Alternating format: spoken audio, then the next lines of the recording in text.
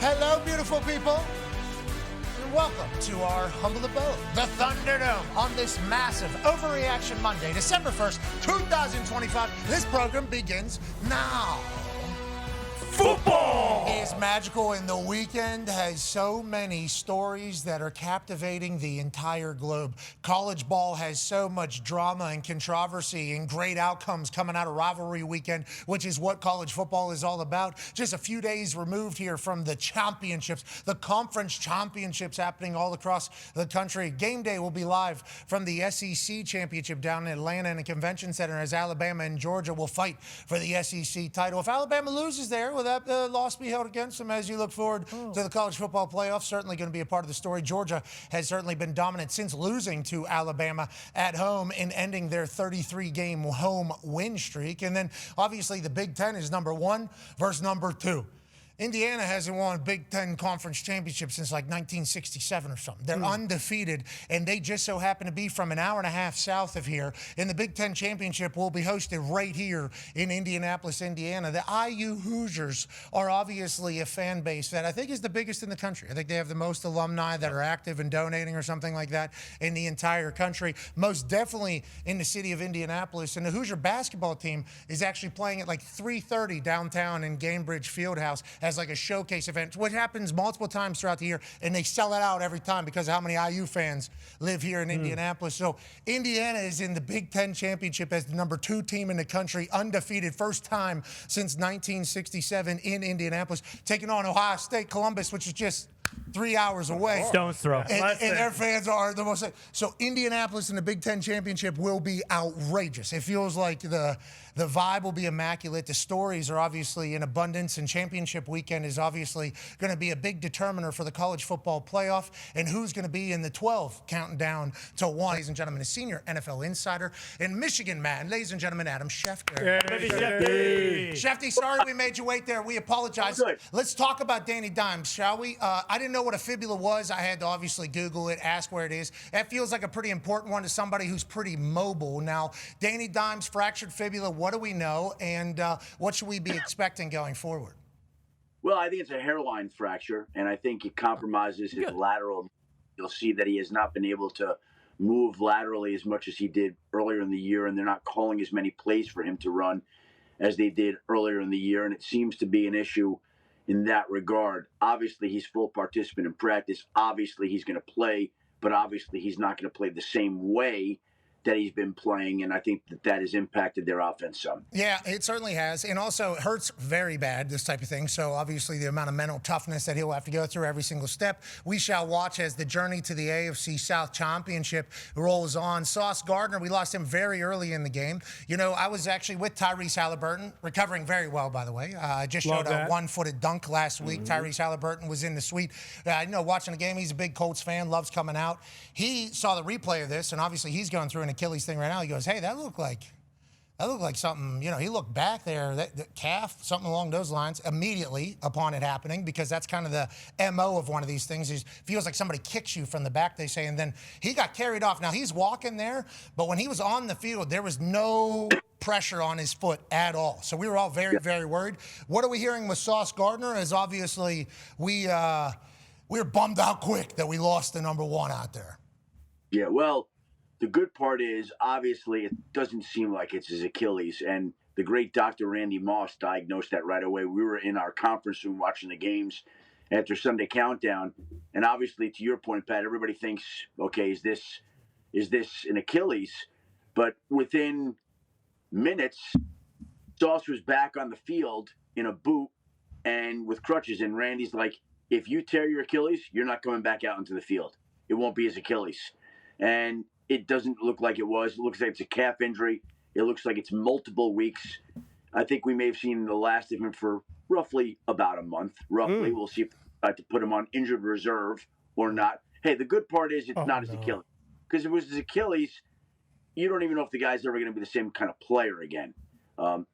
Fortunately, it looks like a calf injury. Calves are not fun, and it looked like it was very painful, and hopefully he's back soon, and hopefully Tyrese Halliburton's back soon. Yeah, well, I've been telling Tyrese the Pacers need him, so maybe we expedite this thing. I think we've won 3 games this year, maybe.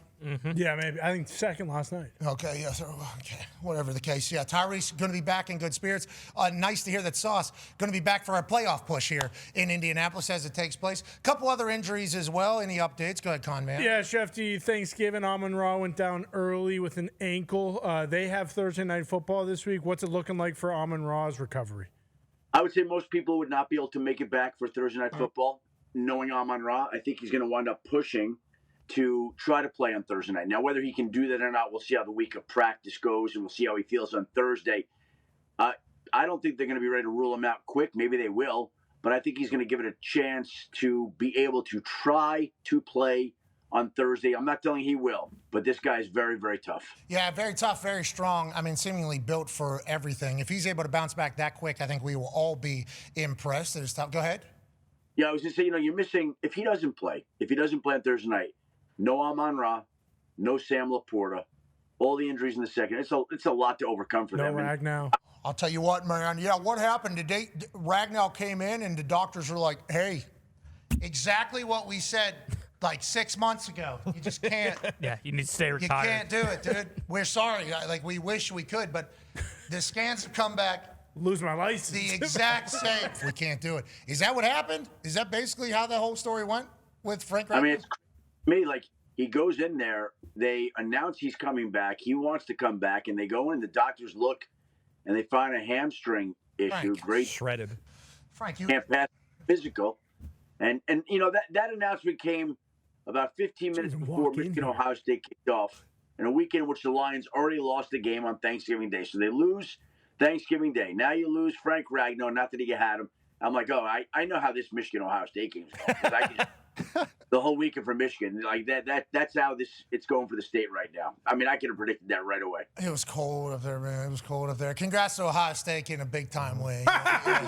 Big-time win by Ohio State Buckeyes. Hey, young team up there in Michigan. They can learn from this as they go forward. Foxy, you a little bit worried about these lines, man? You a little bit worried about what's going on? I mean, as Schefter said, I was heading home for Thanksgiving. It's Wednesday. Ragnow's back. We're going to beat the Packers tomorrow. The Lions are going to be in the playoffs. We're going to go to the Super Bowl. Everyone is fired up for the best Thanksgiving of all time, and then we lose. Ragnow's out.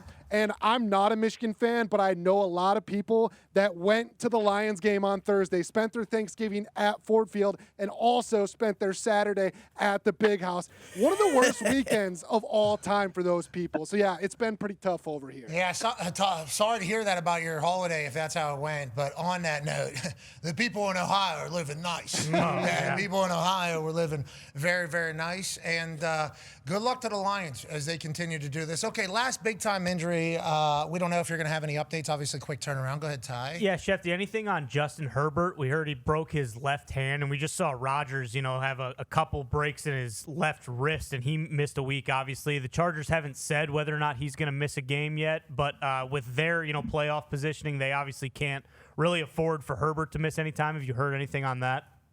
He's having the surgery today.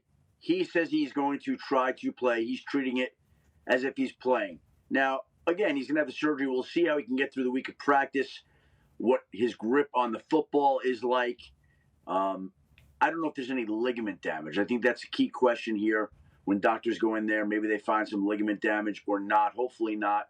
Hopefully he's back soon.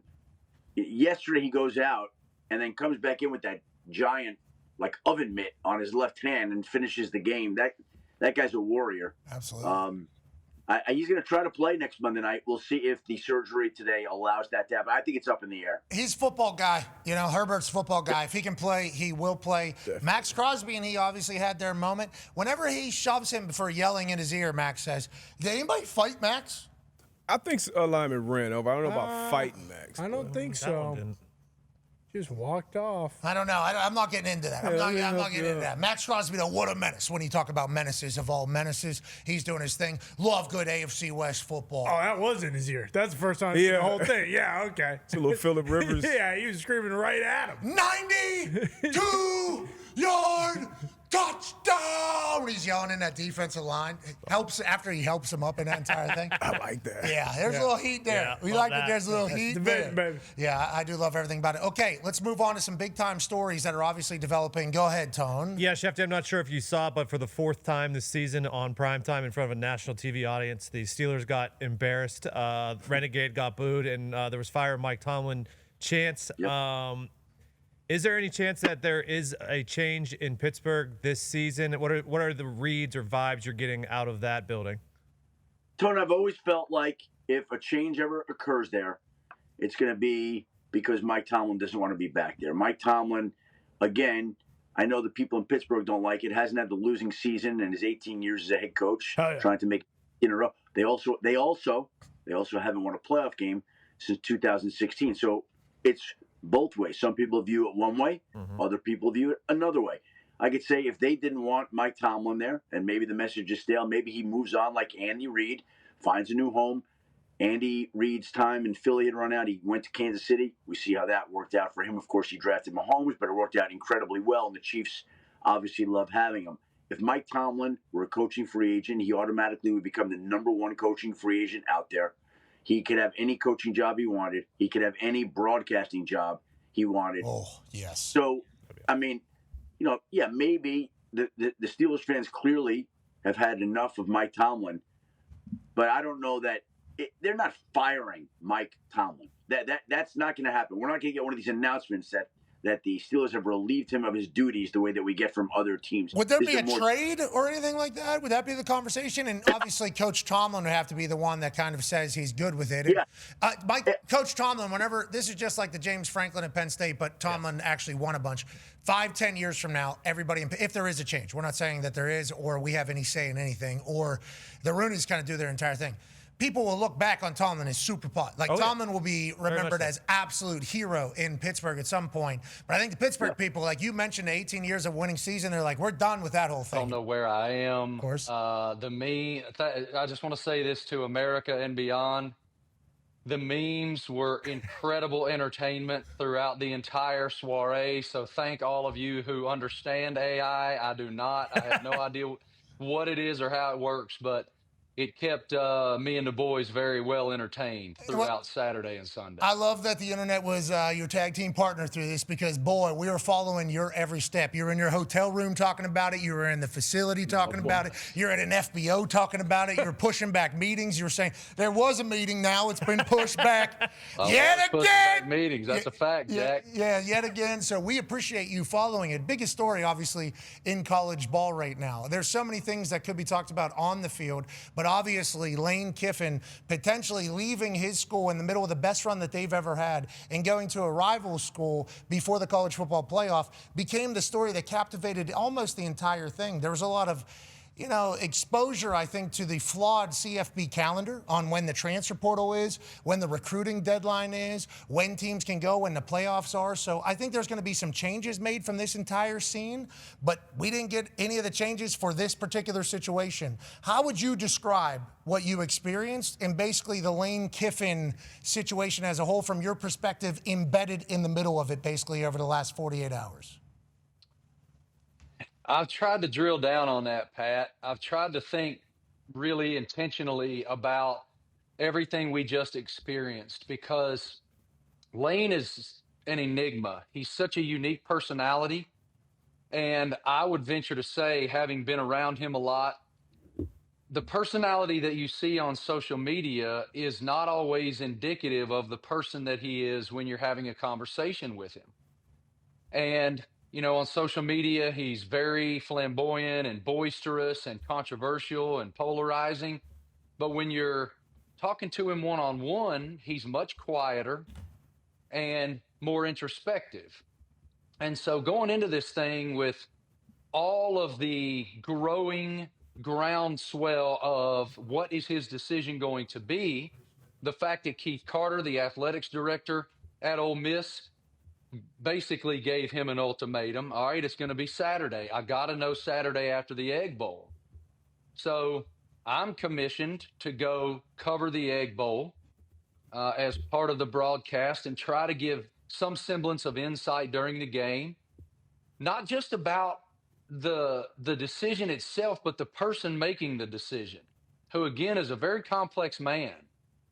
And then the Egg Bowl ends, and I go over to Oxford, and then it got really interesting because there was this information coming in that the two sides were not agreeing. And the main crux of that was, as millions of you know, he wanted to coach this football team.